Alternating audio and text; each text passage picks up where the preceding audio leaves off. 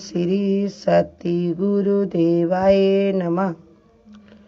नष्ट होने वाली चीजों का अभिमान जो होता है वो पतन का कारण होता है। सृष्टि के रचयिता, पालनहार, करता भरता तो प्रभु हैं, फिर अभिमान किस बात का है। इस संसार में सभी जीव जंतु, पशु पक्षी, वृक्ष, यहाँ तक कि मनुष्य भी ईश्वर के बनाए हुए हैं। इस निर्माण के पीछे सृष्टि के रचयिता का मुख्य उद्देश्य किसी भी कार्य को पूर्ण कराने के लिए माध्यम से रूप में इस्तेमाल करना है। जब प्रभु की बनाई वस्तु का उद्देश्य पूर्ण हो जाता है तब वो दुनिया में समाप्त हो जाती है। भगवान ही बनाते हर चीज है। जब उनका उद्देश्य पूरा हो जाता तो देखो सृष्टि को बदल देते हैं। कहते हैं अहंकार तो अपने आप समय से सबसे शक्तिशाली कही जाने वाले कंस और रावण का भी नहीं रहा। आधुनिक समय में विश्व विजेता कहलाने वाले यूरोप, हिटलर और नेपोलियन जैसे शक्तिशाली व्यक्ति का भी अहंकार चूर चूर हो गया। जिसके अभिमान की गति जितनी तेज होती है उस मनुष्य का पतन भी उतनी ही जल्दी होता है। ये तब होता है जब मनुष्य को लगता है कि इस संसार में उससे ज्यादा श्रेष्ठ और कोई नहीं है। जब ये उसमें ज्यादा आ जाता है तब ये सोच लेता है कि निश्चित तौर पर वो अपना विनाश खुद ही कर रहा है।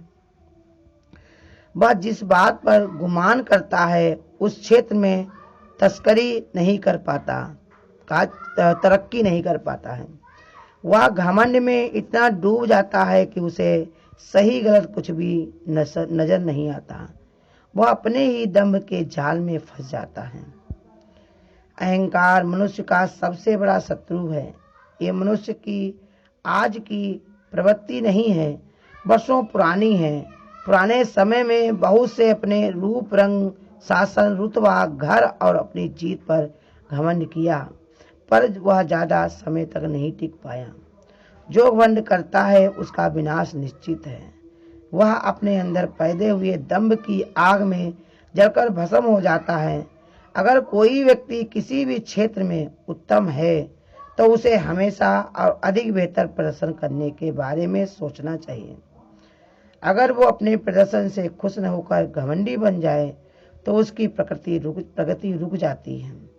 इस दुनिया में कोई भी चीज कितनी भी शक्तिशाली क्यों न हो, समय से ज्यादा बलवान कुछ भी नहीं है।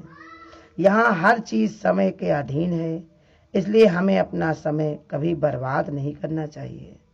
उसका उपयोग अच्छे कामों के लिए करना चाहिए।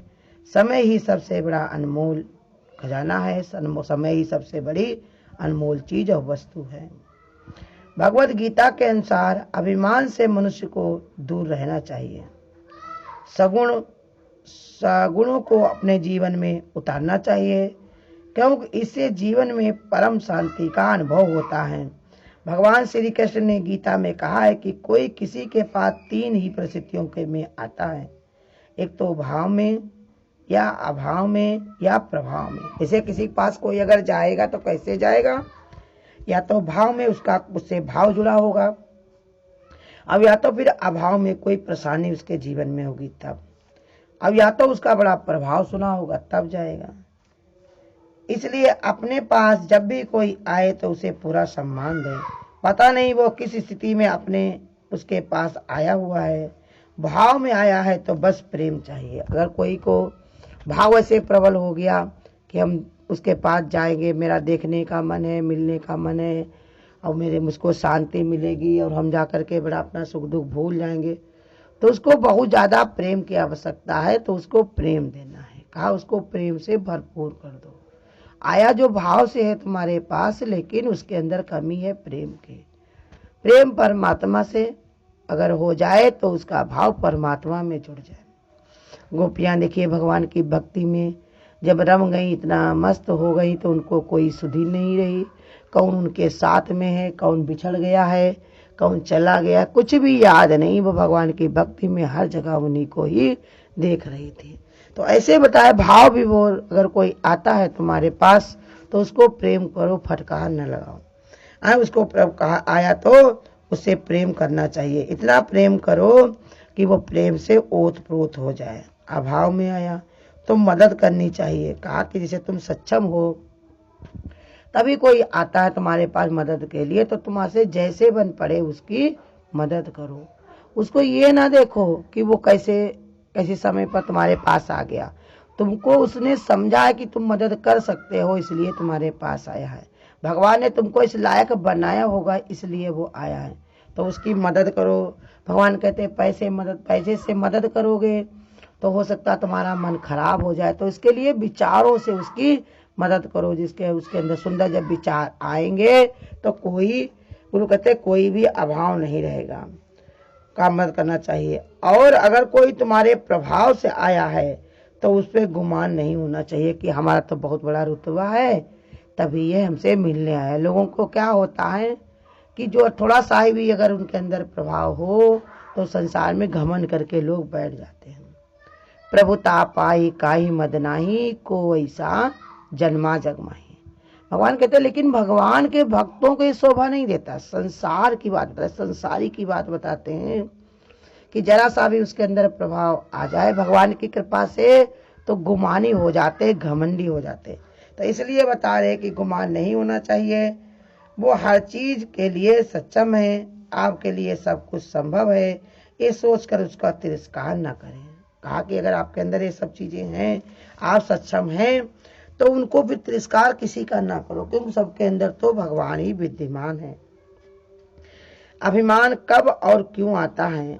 मनुष्य के अंतर थोड़ा सा बल, बुद्धि, धन, ऐश्वर्य और पद मिलने के से युवा अहंकारी बन जाता है और हर समय अपना ही गुणगान करवाना चाहता है। उसे अपने में श्रेष्ठ कोई दिखाई नहीं पड़ता।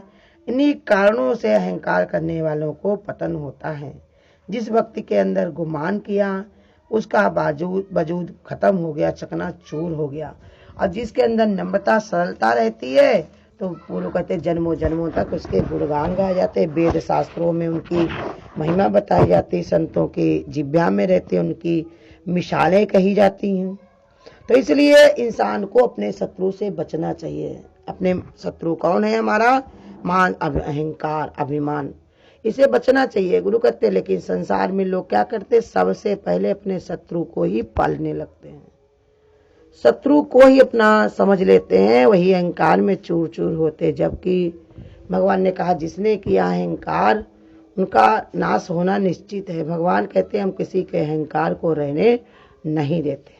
भगवान कहते रहेंगे तो हमारा ही प्रभुता रहेगी, हमारा ही ऐश्वर्य रहेगा।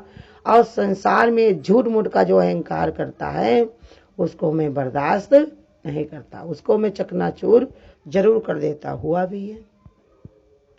कितने कितने लोग आए दुनिया में और हाथ धो करके, हाथ मल करके यहाँ से चले गए।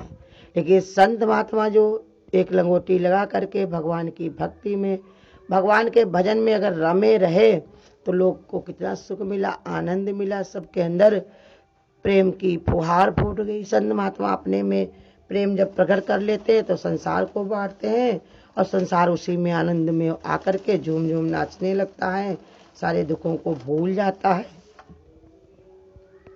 भगवान के शुक्राने गाने लगता है, उसकी वाहवाही करने लगता है, क्योंकि वो प्रेम से भर जाता है।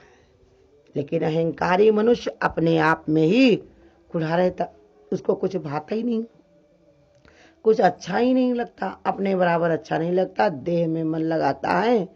और देह तो नश्वर है, इसी के कारण उसका धीरे धीरे जो उसके अंदर क्षमता होती है, जो उसके अंदर सामर्थ्य होती है, वो धीरे धीरे नष्ट होने लगती, धीरे धीरे उसका पतन होने लगता।